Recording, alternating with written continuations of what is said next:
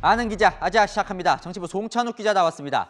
자, 오늘 이제 안철수 대표와 당선인이 만났을 때 네네. 그때 인수위원장이 이제 안 대표로 확정되는 것 아니냐 뭐 이런 네. 관측도 나왔는데 오늘 발표가 안 됐습니다. 둘 사이에 무슨 뭐 문제가 있는 건 아닌 건가요? 네, 윤석열 대통령 당선인과 안철수 국민의당 대표 간의 문제는 아닌 것으로 보입니다. 일단 지금 인사 절차에 있어서 당사자들의 의사를 듣는 절차다 이렇게 좀 볼 수 있을 것 같은데요. 네. 실무진들의 인수위원장 후보군에는 앞서 리포트에서도 언급됐듯이 안철수 대표와 김병준 전 상임 선대위원장 두 사람 이름만 올라가 있습니다. 법에 따르면 인수위원장은 한 명만 두게 되어 있거든요. 결국 두 사람 중에 한 명이 인수위원장이 되는 건데요.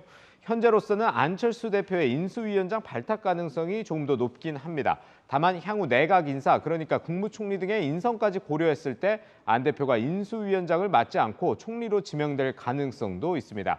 이 경우 김병준 전 위원장이 인수위원장이 될 수도 있는 거죠. 그래서 이 부분에 대해서 지금 시청자 질문이 꽤 많은데 이런 예. 질문이 들어왔습니다. 실제로 안철수 대표는 그럼 국무총리가 아닌 인수위원장이 되는 거냐? 아하. 네, 이 둘 사이에 무슨 관계가 또 있나 보군요. 네, 지금 인수위원장 인선을 놓고 고려하고 있는 대목이 바로 시청자 질문 내용과 좀 궤를 같이 한다고 보면 좋을 것 같습니다. 윤 당선이 이 김병준 전 위원장이 경선 때부터 도와줬기 때문에 챙겨주고 싶을 수 있을 겁니다. 네. 그런데 이 김병준 전 위원장을 인수위원장에 앉히고 대신 안철수 대표를 총리로 지명하는 방안도 그래서 고려되고 있는 겁니다. 네, 인수위 이제 윤곽이 드러나고 있는데요. 윤석열 인수위 네. 특징이 뭡니까? 일단 소통하는 실무형 인수위를 강조하고 있는데요. 구성을 보면 이명박 전 대통령 시절의 인수위를 조금 떠오르게 하는 측면이 있습니다. 윤석열 인수위와 이명박 인수위는 똑같이 7개 분과로 구성이 돼 있습니다.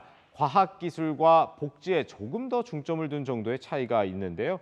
이걸 또 박근혜 인수위와 비교를 해보면 보시다시피 여성 분과를 윤석열 인수위는 따로 두지 않으면서 또 분명한 차이를 보이고 있습니다. 출범 속도 역시도 서두르겠다는 생각인데요. 윤 당선인 측 관계자는 이르면 다음 주쯤 출범하게 될 것이라고 설명했습니다. 당선 뒤 노무현 전 대통령은 11일 만에, 이명박 전 대통령은 7일 만에, 박근혜 전 대통령은 18일 만에 각각 인수위를 출범했습니다. 네, 당선인 기간 동안 청와대 역할을 할 수 있다고 볼 수 있는 네네. 이 비서실 인사도 오늘 좀 공개가 됐습니다. 그렇습니다. 지금 장제원 비서실장은 이미 공개가 돼 있고 그리고 당 전략기획부총장을 지낸 이철규 의원이 총괄 보좌역으로 대장동 의혹 공격수 역할을 한 박수영 의원이 특별 보좌역으로 임명이 됐습니다. 또 정무일팀장은 정의용 의원, 정무 입팀장은 이상휘 전 선대본부 기획실장, 수행팀장은 기존 이용 의원이 맡습니다. 이 가운데 국회의원이 아닌 이상휘 전 기획실장은 이명박 정부 초기 정부 조직을 구성할 때 인사 관련 업무를 했던 인물인데요. 안철수 대표가 과거 후보 단일화 결렬을 선언한 뒤에도 안 대표 측과 물밑 접촉을 이어가면서 단일화 불씨를 살리기도 하는 등 윤 당선인 신임이 두터운 걸로 알려졌습니다. 네. 또 인수위 부위원장으로 거론되던 권영세 전 선거대책본부장은 원내대표 경선 출마에 무게를 두고 있고요. 그래서 부위원장으로는 원희룡 전 선대본부 정책본부장과 강석훈 전 정무실장이 거론되고 있습니다. 네, 인수 얘기를 조금 더 해보면요. 예. 인수위원회와 이제 당선인 집무실 위치가 정해졌는데 이 과거와 좀 다른 특징이 있다는 거죠. 네, 제가 앞서 소통하는 인수위 이렇게 말씀을 드렸잖아요. 네. 지금 지도를 좀 보면요. 윤석열 당선인은 통이동 금감원 연수원의 당선인 집무실뿐 아니라 인수위까지 둘 계획입니다.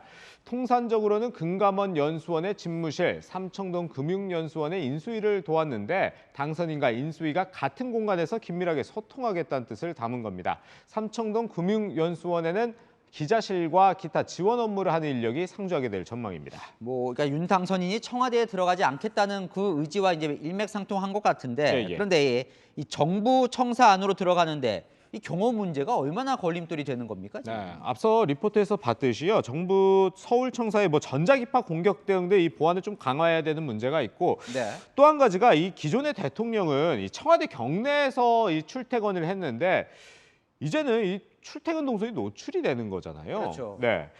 만약에 삼청동 총리 공간을 대통령 관저로 쓰게 된다면 정부 서울청사까지 약 2km를 이동하는 동선이 노출이 됩니다. 대통령이 이동할 때는 교통 통제도 이뤄지기 때문에 시민들의 불편도 있을 수 있고요. 그러나 제가 좀 윤 당선인 측에 물어봤더니 이미 검토를 다 했던 사안이라고 하면서 인수위안에 구성될 청와대 개혁 TF에서 구체적인 안을 확정할 계획이다 이렇게 얘기를 했습니다. 네, 광화문 시대를 열겠다는 거와 또 당선인의 공약 중에 여성가족부 폐지가 화제가 됐잖아요. 그렇죠. 이걸 두고 지금 갑론을박이 벌어지던데요. 맞습니다. 국민의힘 안에서요, 이 여가부를 폐지할 게 아니고 오히려 부총리급으로 격상을 해야 된다 이런 얘기가 나왔습니다. 한번 들어보죠. 지금 인구 절벽이기 때문에 이제 이거는 대통령 프로젝트로 어디 컨트롤 타워가 있어야 되기 때문에 이 기능을 부총리급으로 격상해서 제대로 역할을 하게 해야 된다. 네, 이게 이준석 대표는요, 당내 구성원들이 이준석을 까든 말든 관계없지만 당선인의 공약을 직접 비판하진 말라 이렇게 지적을 했습니다. 이 여가부 폐지 공약으로 20대 여성 표심을 얻지 못했다는 지적이 나오자 이 대표가 발끈하고 나선 겁니다. 당선인의 생각이 중요하겠죠. 지금은 어떤 생각을 갖고 있습니까? 네, 윤 당선인이 직접 언급한 건 아닌데요. 이 윤 당선인의 측근이죠. 권성동 의원이 여가부 폐지 관련 입장을 밝혔습니다. 네. 그 내용을 보면요. 권 의원은 젠더 갈등 여성 혐오인 것처럼 무작정 몰아간 건 민주당이다 이렇게 얘기를 하면서 여기에 국민의힘이 편승해 접전으로 끝난 대선 결과의 원인을 잘못 분석해선 안 된다고 했습니다. 이 대표에게 사실상 손을 들어준 셈입니다. 그런데 이 대표가 코로나 확진이라면서요. 예. 네, 어제 이제 이 대표와 당선인이 오찬을 했다고 저희가 전해드렸는데 당선인은 괜찮은 겁니까? 네, 일단 이준석 대표 지금 PCR 검사 지금 대기하고 있는데 윤석열 당선인은 오늘 자가진단 키트 검사 결과 음성이 나왔다고 합니다. 네. 그래서 안 대표야 오찬 일정 등이 다소 늦춰지긴 했지만 이후 일정은 지금 정상적으로 진행을 하고 있습니다. 네, 잘 들었습니다. 정치부 송찬욱 기자였습니다.